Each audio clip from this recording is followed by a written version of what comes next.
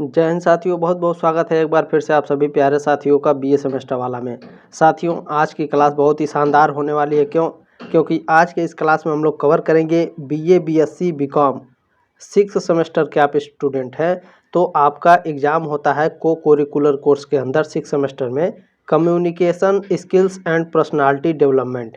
ठीक है, ये आपके पेपर का नाम है। 6 सेमेस्टर में आपको को करिकुलर के अंदर देना पड़ता है। ये मॉडल पेपर क्लास 1 है। ठीक है, और भी मॉडल पेपर आपके आ जाएंगे। ठीक है, और ये हिंदी प्लस इंग्लिश दोनों भाषाओं में आपको देखने को मिलेगा ये पेपर। ठीक है, मॉडल पेपर जो है हिंदी और इंग्लिश दोनों भाषाओं में मिलेगा दोस्तों।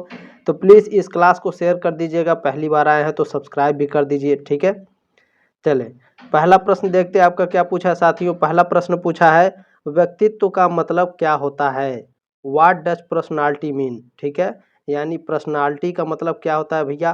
तो पर्सनालिटी का मतलब होता है किसी व्यक्ति की विशेषताएं जो उसे दूसरों से अलग बनाती हैं। ठीक है, what does personality mean? Characteristics of person. ठीक है, आप a person that make him different from other. चले हिंदी और इंग्लिश दोनों भाषाओं में बताएंगे दोस्तों, ताकि आपको अच्छे से याद हो जाए और आपको अच्छे से समझ में आए।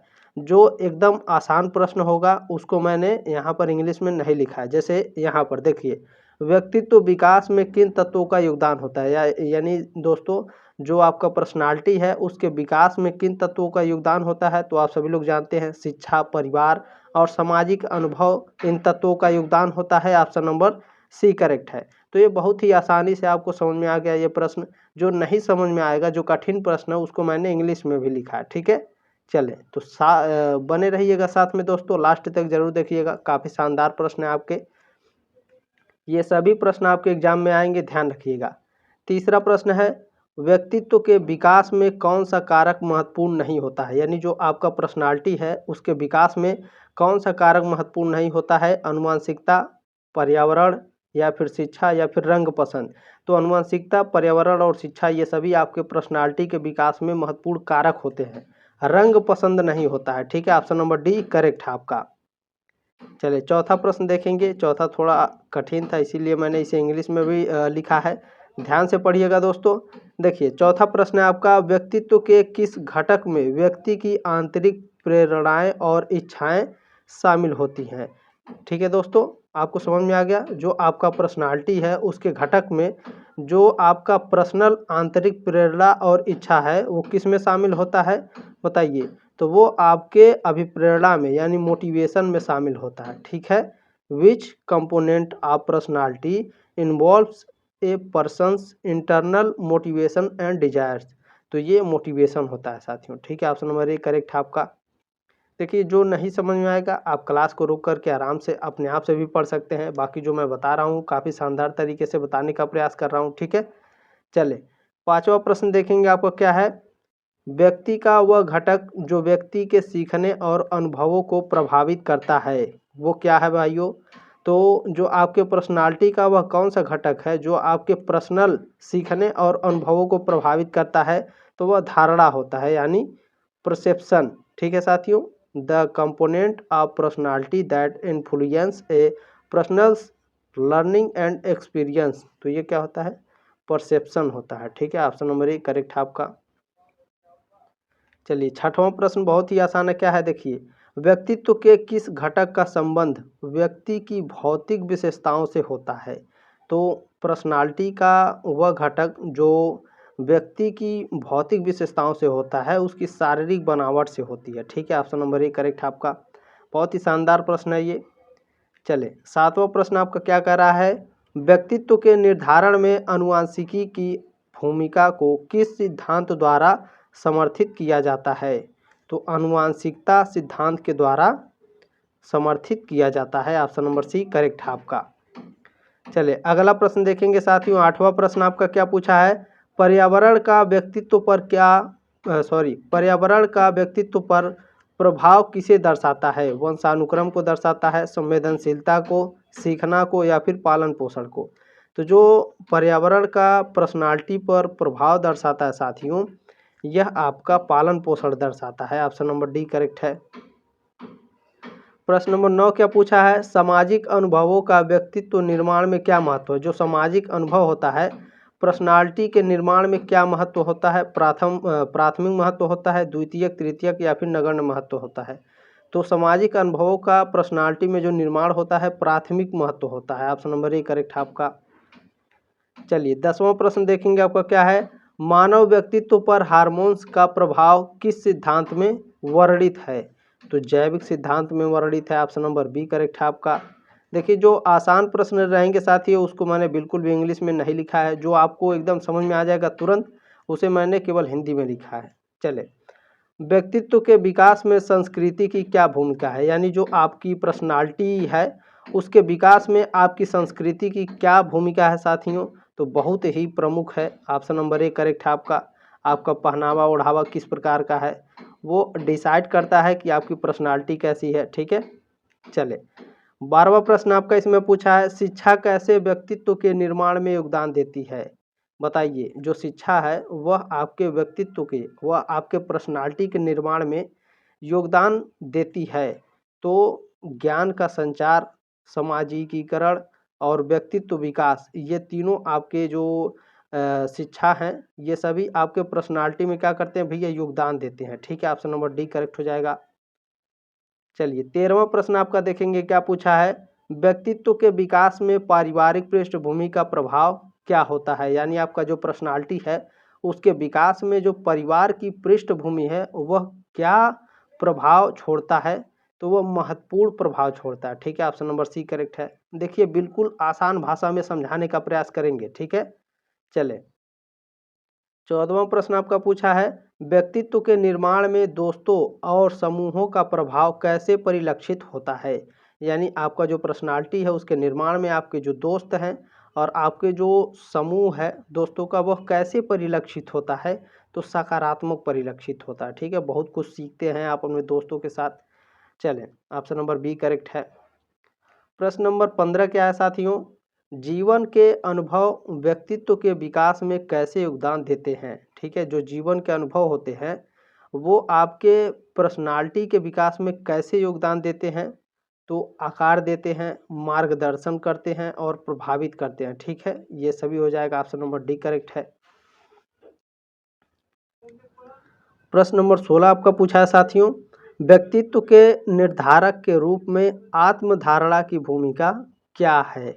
ठीक है, यानी जो आपका पर्सनालिटी है उसके निर्धारक के रूप में आपका सेल्फ कॉन्सेप्ट की भूमिका क्या है भैया? तो मौलिक होता है, फंडामेंटल होता है। ऑप्शन नंबर ए करेक्ट है आपका। चले, प्रश्न नंबर 17 क्या पूछा है? व्यक्तित्व के निर्माण में व्यक्तिगत रुचियों और शौक का महत्व क्या है? तो अद्वितीय होता है, मौलिक होता है या फिर निर्णायक होता है या फिर सीमित होता है?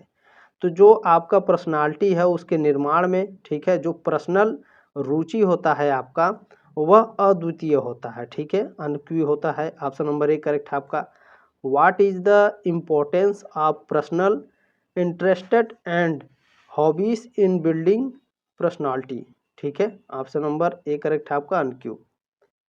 चले, बहुत ही शानदार तरीके से समझाने का प्रयास करेंगे। देखिए जो नहीं समझ में आएगा आराम से आप क्लास रोक करके खुद पढ़ सकते हैं। ठीक है, इसलिए मैंने दोनों भाषाओं में लिखा है, आप आसानी से समझ सकते हैं साथियों। ठीक है, चलिए 18वां प्रश्न है आपका, व्यक्तित्व विकास में नैतिक मूल्यों की भूमिका को कैसे देखा जा सकता है? तो आधारभूत के आधार पर देखा जा सकता है। ठीक है, जो आपका पर्सनालिटी उसके विकास में, ठीक है, आपका जो पर्सनल मोरल जो वैल्यू होता है उसकी भूमिका को कैसे आप देखते हैं? जो आपका पर्सनल विकास है उस पर्सनल विकास में जो मोरल वैल्यू है, ठीक है, नैतिक मूल्य है, उसकी भूमिका को आप आधारभूत के आधार पर देख सकते हैं। ठीक है, how can the role of moral value be seen in personality development? तो बेसिक होता है, आधारभूत। ठीक है, चले, और 19 नंबर प्रश्न आपका क्या है? व्यक्तित्व के निर्माण में जीवन की घटनाओं का प्रभाव कैसे मापा जा सकता है?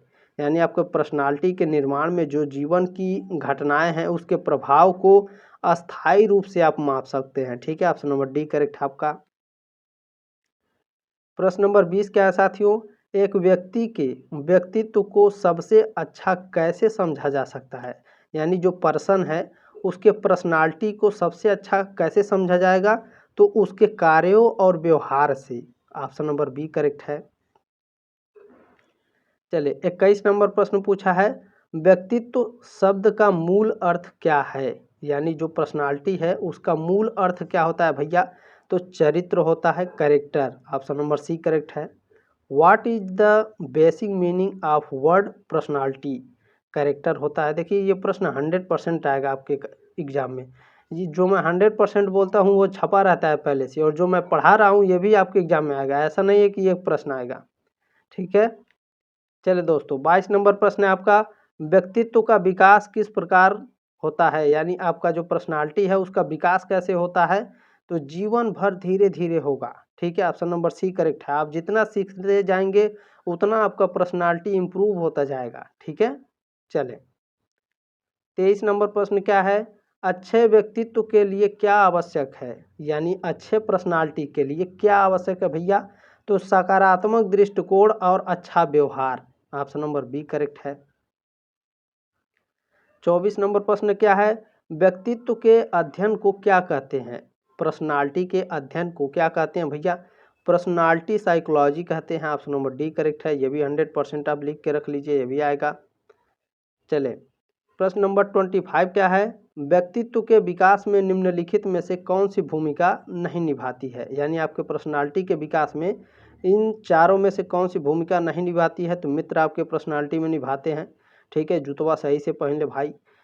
परिवार होता है, ये भी अच्छे गलत का संकेत आपको देता है कि ये करना है ये नहीं करना है। शिक्षक आपको अच्छे मार्ग पर ले जाते हैं, आपके जीवन को नई ऊंचाइयों पर लेकर जाते हैं।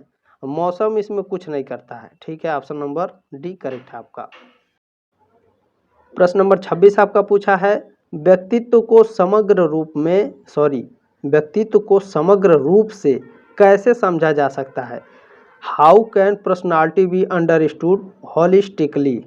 तो बहुत ही आसान है, व्यक्ति की सोच कैसी है, उसका व्यवहार कैसा है, उसके भावनाओं को हम समझ करके, ठीक है, व्यक्ति के समग्र रूप को समझ सकते हैं by understanding the personal thinking behaviour and feelings.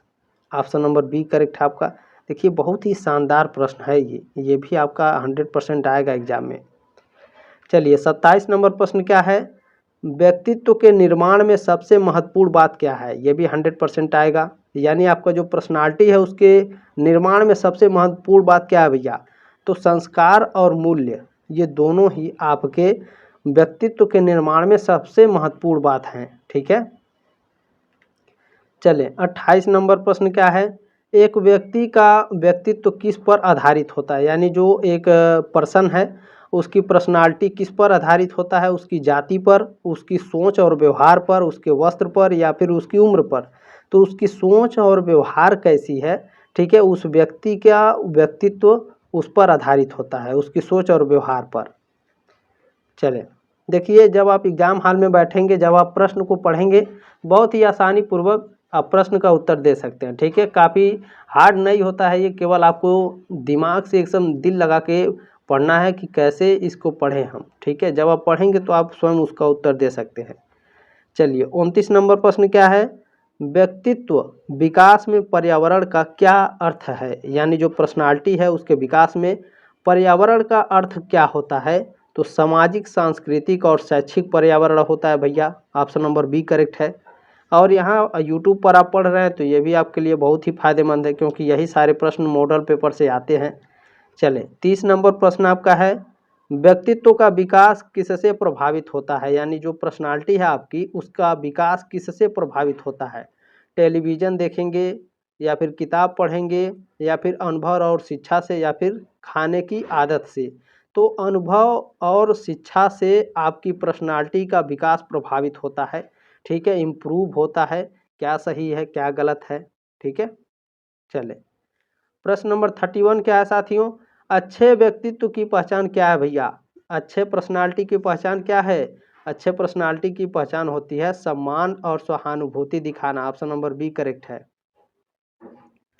प्रश्न नंबर 32 क्या पूछा है, पर्सनालिटी के कितने मुख्य प्रकार होते हैं, व्यक्तित्व के कितने मुख्य प्रकार होते हैं, तो 4 होते हैं। ऑप्शन नंबर बी करेक्ट है, ये भी 100% आएगा। देखिए ये जो मॉडल पेपर है ना, इससे आप कई सारे प्रश्न छपेंगे, जान लीजिए बहुत ही very most important model paper है। ठीक है, सेव करके रख लीजिएगा आप, इसे 2-3 बार ज़रूर देख लीजिएगा एग्जाम में जाने से पहले। और ये जो प्रश्न नंबर 33 नंबर है आपका, ये 100% आपके एग्जाम में आएगा। एक्सट्रोवर्ट्स व्यक्तित्व की विशेषता क्या है? जो एक्सट्रोवर्ट्स पर्सनालिटी है उसकी विशेषता क्या होती है? तो ऐसे लोग जो एक्सट्रोवर्ट व्यक्ति होते हैं, ये दूसरों के साथ समय बिताना पसंद करते हैं। ठीक है, देखिए व्यक्ति 3 प्रकार के होते हैं, एक्सट्रोवर्ट, इंट्रोवर्ट और एक्टिवर्ट। ठीक है, तो जो एक्सट्रोवर्ट होते हैं वो दूसरों के साथ समय बिताना पसंद करते हैं, और जो इंट्रोवर्ट होते हैं वो अकेले समय बिताना पसंद करते हैं, और जो एक्टिवर्ट होते हैं ये दोनों के साथ समय बिताना पसंद करते हैं। ठीक है, तो ये आपको समझ में आ गया कि एक्सट्रोवर्ट व्यक्ति है वह क्या करेगा भैया, दूसरों के साथ समय बिताना पसंद करेगा, और जो इंट्रोवर्ट व्यक्ति है भैया ये क्या करता है, इस अकेले समय बिताता है। ठीक है, और जो एम्बिवर्ट होता है आपका, एम्बिवर्ट, ठीक है, ये क्या करता है, एक्सट्रोवर्ट और इंट्रोवर्ट दोनों की इसमें विशेषताएं होती हैं, ये दोनों करता है। ठीक है, ऑप्शन नंबर सी करेक्ट है। ये जो मैंने 3 प्रश्न पढ़ाए हैं बहुत ही ध्यान से पढ़िएगा, इनमें से आपके एग्जाम में आएगा, ध्यान रखेंगे। प्रश्न नंबर 36 क्या है, अग्रणी। अग्रणी मीन्स लीडिंग। ठीक है, आप समझ रहे हैं ना, अग्रणी माने लीडिंग, लीड कर रहा है कोई। यदि कोई सेना का उसमें 10 एक बटालियन में अगर 15 लोग हैं, ठीक है, तो उसमें एक क्या होता है भैया, लीड करने वाला होता है, वो यही पूछ रहा है। ठीक है, एक लीड करने वाला। अग्रणी यानी लीडिंग। जो व्यक्ति को कैसे वर्णित किया जा सकता है? ठीक है, जो लीडिंग व्यक्तित्व के व्यक्ति को कैसे वर्णित किया जा सकता है भैया, बताइए। लीडिंग पर्सनालिटी के व्यक्ति को हम कैसे कर सकते हैं? तो नेतृत्व करने वाला लीडिंग होता है। ठीक है, ऑप्शन नंबर सी करेक्ट है आपका। How can a person with a leading personality be describe? Leading होता है, ऑप्शन नंबर सी करेक्ट है आपका। प्रश्न नंबर 37 क्या है, सहयोगी व्यक्तित्व वाले लोग कैसे होते हैं? यानी जो सहयोग करते हैं उसकी पर्सनालिटी कैसी होती है भैया? सहयोगी व्यक्तित्व वाले लोग कैसे होते हैं? तो सहयोगी और मित्रवत होते हैं, ऑप्शन नंबर सी करेक्ट है आपका। चलिए, प्रश्न नंबर 38 क्या है, विचारक। विचारक में समझ रहे हैं आप, थिंकर बोलते हैं उसे। ठीक है, विचारक क्या बोलते हैं, थिंकर, इसीलिए मैंने इंग्लिश लिखा है ताकि आपको अच्छे से समझ में आ जाए। ठीक है, अच्छा, विचारक व्यक्तित्व वाले व्यक्ति की प्रमुख विशेषता क्या है? यानी जो थिंकर है उसकी पर्सनालिटी वाला जो व्यक्ति है, थिंकर पर्सनालिटी वाला व्यक्ति, तो वो पर्सन की मुख्य विशेषता क्या होती है?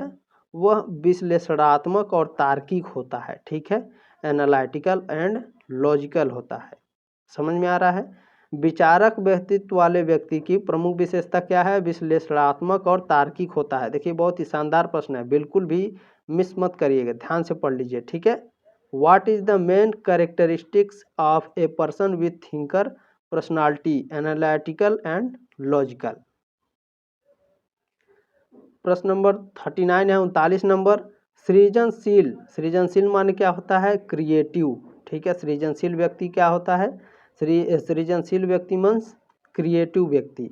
तो सृजनशील व्यक्तित्व की विशेषता क्या है? सृजनशील पर्सनालिटी की विशेषता क्या है? तो नवीन और रचनात्मक होती है। ठीक है, ऑप्शन नंबर सी करेक्ट है, new and creative. What are the characteristics of a creative personality? New and creative होता है, ऑप्शन नंबर सी करेक्ट है आपका।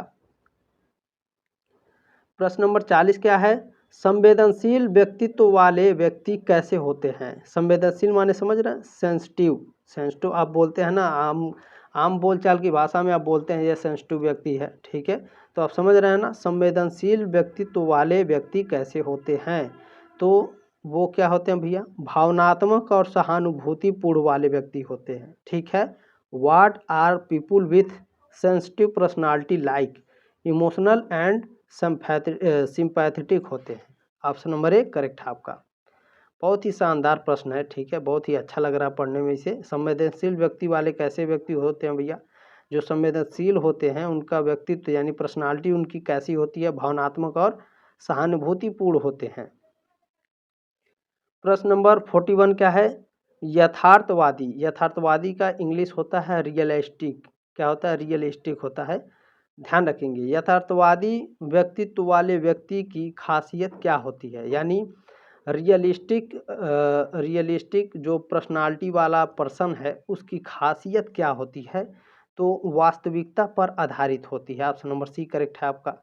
What is the speciality of a person with a realistic personality based on a reality. Option number C correct है आपका। चले प्रश्न number 12 क्या है, देखिए उद्यमी का इंग्लिश क्या होता है भैया, एंटरप्रेन्योरियल। ठीक है, एंटरप्रेन्योरियल होता है। उद्यमी व्यक्तित्व वाले व्यक्ति की मुख्य विशेषता क्या है, यानी जो एंटरप्रेन्योरियल पर्सनालिटी वाला व्यक्ति है उसकी विशेषता क्या होती है, तो साहस और साहसिक होता है। ठीक है, करेज एंड एडवेंचर होता है। ऑप्शन नंबर ए करेक्ट है आपका। प्रश्न नंबर 43 है, बहुत ही शानदार प्रश्न है। न्यायप्रिय व्यक्तित्व की विशेषता क्या है, यानी जो न्यायप्रिय व्यक्ति होते हैं उनकी पर्सनालिटी कैसी होती है, तो न्यायसंगत और तार्किक होती है। ऑप्शन नंबर बी करेक्ट है। वो हमेशा न्याय को पक्ष में रख करके बात करते हैं न्यायप्रिय व्यक्ति। ठीक है, ऑप्शन नंबर बी करेक्ट है आपका 43 का। चले इसलिए मैंने इंग्लिश नहीं लिखा है जो आसानी से समझ में आ जाए। ठीक है, देखिए व्यवहारिक व्यक्तित्व के लोग कैसे होते हैं, तो इसको आप बहुत आसानी से उत्तर दे सकते हैं। तो व्यवहारिक और यथार्थवादी होते हैं। ऑप्शन नंबर बी करेक्ट हो जाएगा आपका। देखिए 45 नंबर प्रश्न आपका पूछा है, व्यक्तित्व के आकलन के लिए प्रयुक्त एक लोकप्रिय परीक्षण है, यानी पर्सनालिटी को आंकने के लिए उसका प्रमुख परीक्षण क्या होता है, बिग 5 पर्सनालिटी टेस्ट होता है। ऑप्शन नंबर बी करेक्ट है। ये भी 100% आएगा, लिख के रख लीजिए। ये जो क्लास है कम से कम 2-3 बार देख लीजिएगा, इससे बहुत सारे प्रश्न आपके आएंगे। ठीक है, चले और भी मैं मॉडल पेपर ला दूंगा हिंदी और इंग्लिश दोनों में। कमेंट करके बताइएगा आप किस कॉलेज से हैं। ठीक है, चले प्रश्न नंबर 46 है, प्रोजेक्टिव टेस्ट का एक उदाहरण है, तो रोसार्च इंक ब्लॉक टेस्ट जो होता है प्रोजेक्टिव टेस्ट का एक उदाहरण है। प्रश्न नंबर 47, MMPI-2 टेस्ट का पूरा नाम है, इसका पूरा नाम है Minnesota multiphasic personality inventory. Option number B correct है आपका। ये भी आएगा एग्जाम में, ध्यान रखेंगे। प्रश्न नंबर 48 है, व्यक्तित्व मूल्यांकन के संदर्भ में नॉर्म रेफरेंस्ड परीक्षण का अर्थ है परीक्षण परिणाम को एक मानकीकृत समूह के साथ तुलना करना। ठीक है, नॉन रेफरेंस्ड परीक्षण का अर्थ होता है। ऑप्शन नंबर ए करेक्ट है आपका। प्रश्न नंबर 49 है आपका, व्यक्तित्व का मूल्यांकन करते समय, यानी आपका जो पर्सनालिटी है उसका मूल्यांकन करते समय संरचनात्मक साक्षात्कार में क्या शामिल होता है, तो पूर्व निर्धारित प्रश्न होते हैं। ठीक है, प्री डिटर्मिनेटेड क्वेश्चन होते हैं। ऑप्शन नंबर सी करेक्ट है आपका। What is involve in structured interview while assessing personality, तो प्री डिटर्मिनेटेड क्वेश्चन होते हैं। प्रश्न नंबर 50 क्या है आपका, व्यक्तित्व के आंकलन में बिहेवियरल ऑब्जर्वेशन का मुख्य लाभ क्या है, यानी जो पर्सनालिटी है उसके आंकलन में बिहेवियरल ऑब्जर्वेशन का मुख्य लाभ क्या होता है, तो वस्तुनिष्ठता होती है, यानी ऑब्जेक्टिविटी। ठीक है, what is the main advantage of behavioural observation in personality assessment, तो ऑब्जेक्टिविटी होती है, वस्तुनिष्ठता जिसे बोलते हैं।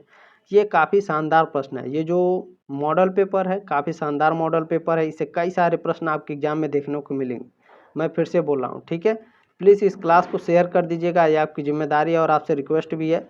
जल्दी मिलते हैं नेक्स्ट क्लास में, तब तक के लिए जय हिंद, वंदे मातरम।